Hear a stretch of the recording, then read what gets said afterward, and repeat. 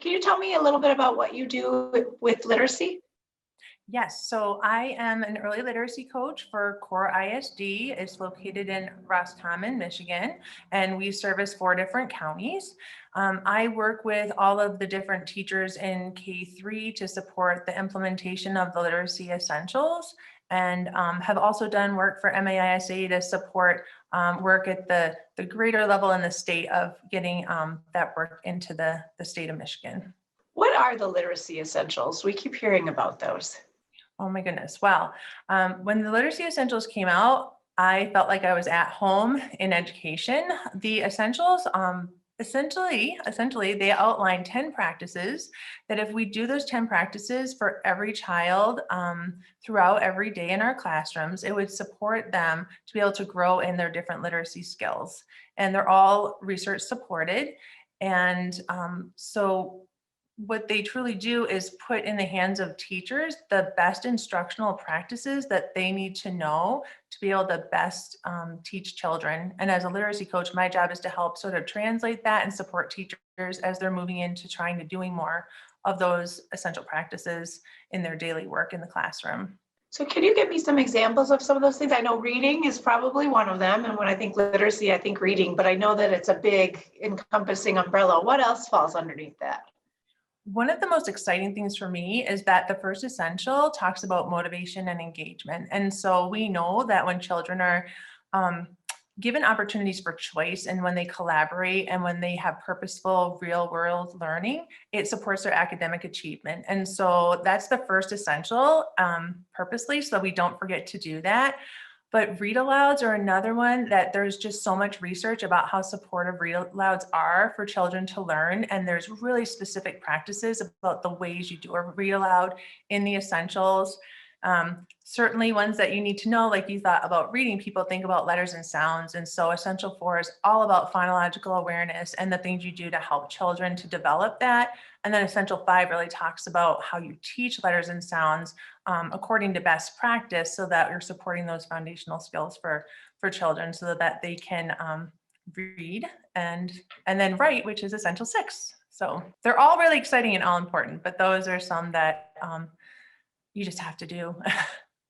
So what is a read aloud? Is that just someone else reading to a child?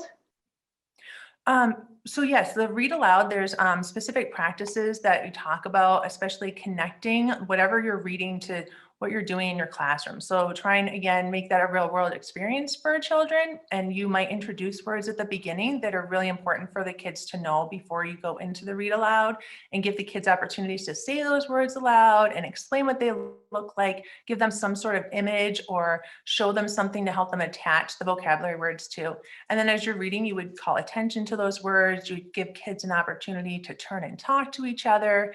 You'd ask them to share their thinking about what they're learning about during that read aloud. And what's great about them is that even young children who can't access those texts on their own because they're too hard to read, we can read them really robust texts and they can really understand those, and we scaffold them to understand the story and the different parts of it in the way that we read it aloud to them. Awesome, awesome. So can you tell me, what have you been doing with the Michigan Learning Channel?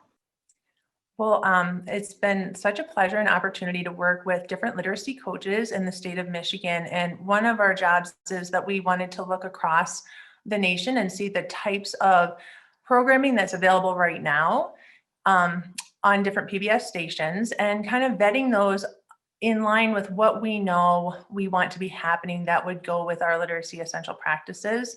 So the first part was picking something that we thought would be a good start. And the next part right now is that I'm on the pre-kindergarten team. And so we're working on looking at the different pre-kindergarten standards, how they align to the essentials. And then we're thinking about the type of programming that we could help support being done so that it encompasses the essential practices and kind of creates a model for kids to be able to see that work at home, right in their living rooms, support families to understand like why you would be doing that. And then I also look at it as an opportunity down the road for coaches to be able to look at this with teachers and think about a practice they haven't tried yet and see it as a model or an example that then later they could try and implement in their own day-to-day classroom work. So how do you envision a channel that's broadcast being into a living room being something that teachers can use with the content they're already doing?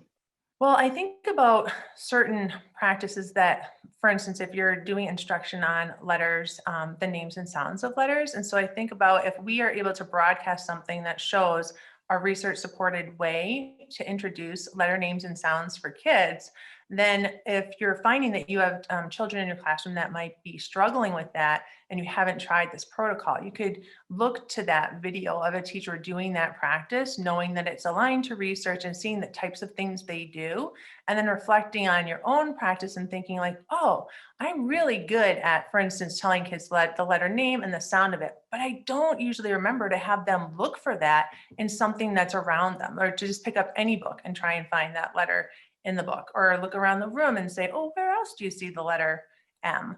Or follow up with a song or something that complements that. So those types of things, I think it could be a really great opportunity for us to be able to not only support like children and families in their homes, but really think about the bigger idea of supporting teachers as well. Awesome, awesome. Is there anything that I didn't ask you that you would like us to know?